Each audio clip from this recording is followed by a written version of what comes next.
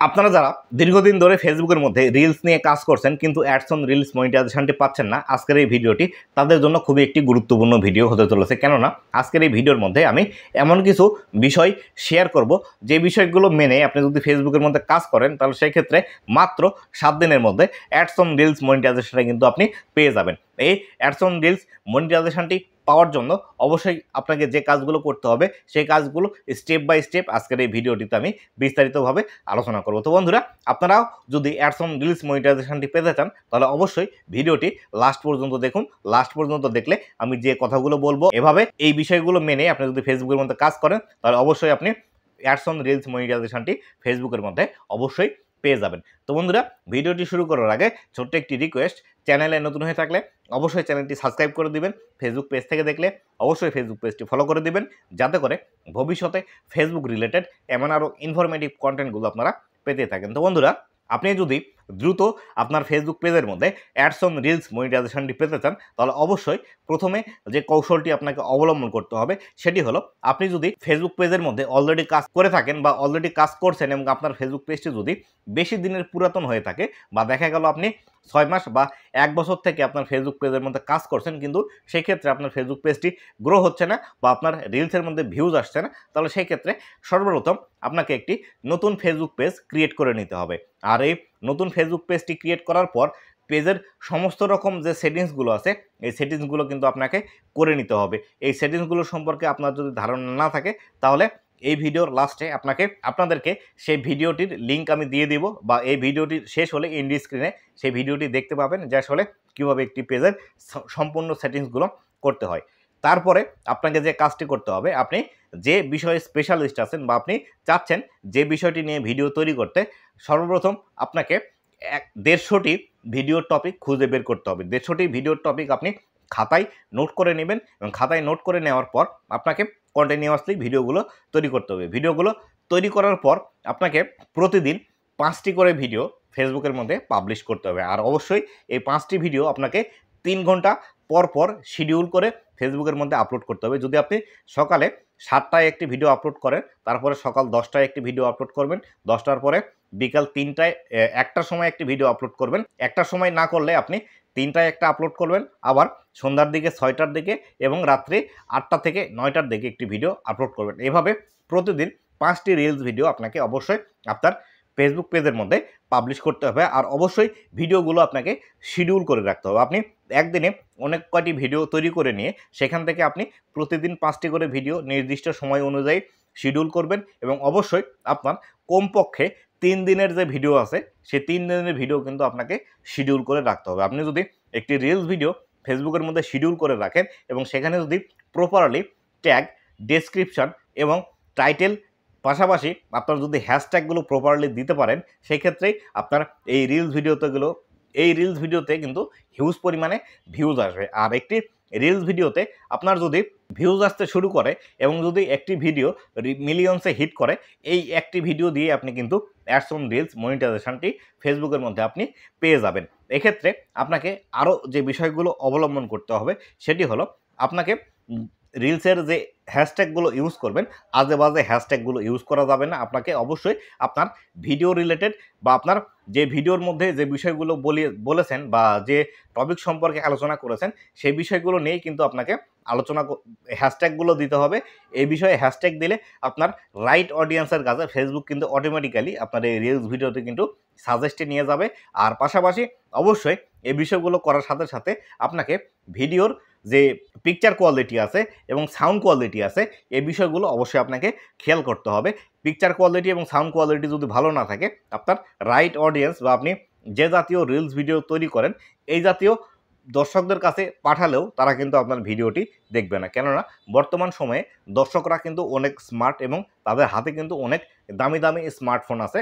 তারা যখন আপনার ভিডিওটির লো কোয়ালিটি দেখবে বা তাদের চোখের সামনে ভিডিওটি গেলে দেখতে ভালো লাগবে না, তখন কিন্তু তারা খুব সহজে আপনার ভিডিওটি সোয়াইপ আপ করে দিয়ে অন্য ভিডিও দেখা কিন্তু শুরু করবে।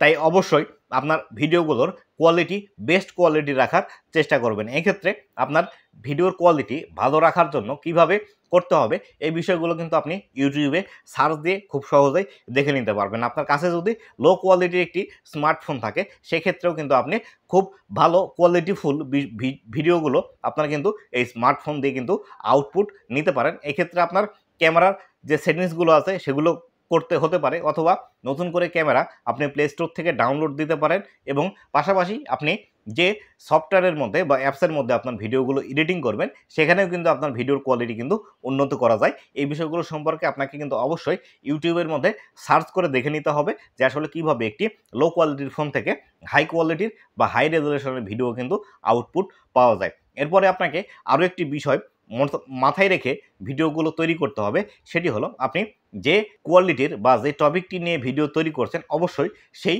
টপিকটি একদম ক্লিয়ারলি আপনার রিলসের মধ্যে ফুটিয়ে তুলতে হবে। যে যদি আপনার এই ভিডিওটি কমেডি রিলেটেড হয় তাহলে সেই ক্ষেত্রে আপনার ভিডিওর মধ্যে কমেডির বিষয়টি ভালোভাবে দেখাবেন, অথবা এন্টারটেনমেন্ট কোনো বিষয়ের হলে সেটি এন্টারটেনমেন্ট যাতে দর্শকরা দেখে পায় সেই বিষয়টি মাথায় রাখবেন, অথবা কোনো ইনফরমেটিভ ভিডিও যদি হয়ে থাকে তাহলে সেই ক্ষেত্রে ইনফরমেশনগুলো খুব ভালোভাবে দেওয়ার চেষ্টা করবেন। অবশ্যই আপনাকে এক্ষেত্রে একদম যে বিষয়টি খেয়াল রাখতে হবে যে আপনি আপনার রিলসের মাধ্যমে আপনার দর্শকদেরকে কোন বিষয়টি দিতে চাচ্ছেন সেই বিষয়টি একদম টু দ্য পয়েন্টে কিন্তু কথা বলতে হবে, বা টু দ্য পয়েন্ট সেই বিষয়টি আপনার ভিডিওর মধ্যে রাখতে হবে।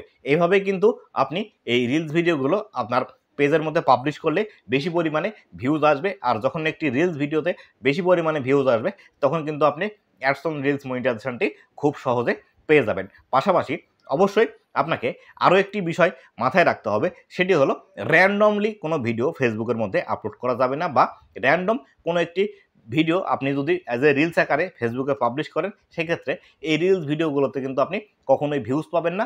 আর যদি আপনার রিলসের মধ্যে ভিউজ বেশি না আসে সেক্ষেত্রে আপনি কিন্তু অ্যাডসন রিলস মনিটাইজেশনটি পাবেন না। এক্ষেত্রে ধরুন আপনি রাস্তা দিয়ে হেঁটে যাচ্ছেন, হেঁটে যাওয়ার সময় মনে হলো যে আপনার একটি রিলস ভিডিও তৈরি করা প্রয়োজন, আপনি জাস্ট রাস্তারই একটি ভিডিও শ্যুট করে নিলেন এবং শ্যুট করার পর সেই ভিডিওটি আপনি অ্যাজ এ রিলস আকারে ফেসবুকের মধ্যে যদি পাবলিশ করে দেন সেই ক্ষেত্রে এই ভিডিওগুলো থেকে কখনোই আপনি অ্যাডসন রিলস মনিটাইজেশনটি পাবেন না।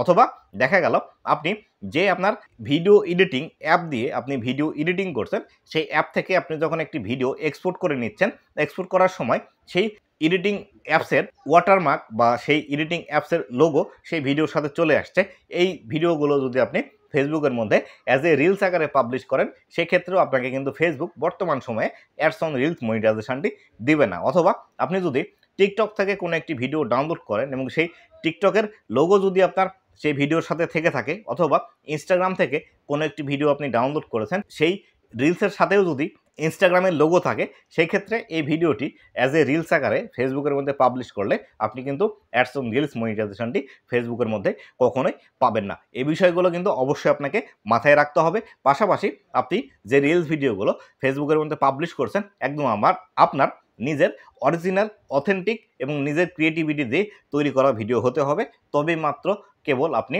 অ্যাডসন রিলস মনিটাইজেশনটি পাবেন। এবং ফেসবুকের মধ্যে যে মিউজিকগুলো আছে বা যখন আমরা ফেসবুকের রিলসে একটি পাবলিশ করতে যাই তখন কিন্তু ইনবিল্ড ফেসবুকের যে মিউজিক সিস্টেমটি আছে সেগুলো কিন্তু চলে আসে এবং ফেসবুক নিজে থেকেও বলে আপনাকে মিউজিকগুলো অ্যাড করার ক্ষেত্রে।